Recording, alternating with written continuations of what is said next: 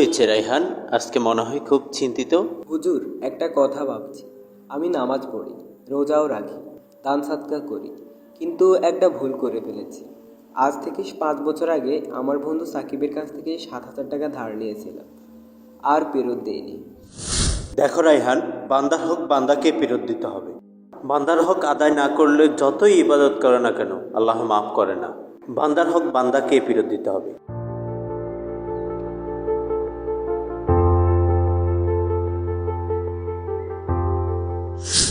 টাকা দরকার? নে ভাই, সময় হলে ফেরত দিস, কোনো চিন্তা নেই। আরে সাকিব, তুই? আরে রায়হান, কত বছর পর দেখছি তোকে। ভাই, আমি তোর কাছে ক্ষমা চাচ্ছি। 5 বছর আগে যে তুই 7,000 টাকা দিয়েছিলি, আমি তখন দিতে পারিনি। আজ আমি তোর সেই টাকা ফেরত দিচ্ছি। আরে তুই তো আমার ভাই, তুই মনে রেখেছিস, এটাই তো বড়। আমি তো এই টাকার কথা বলেই গেছিলাম।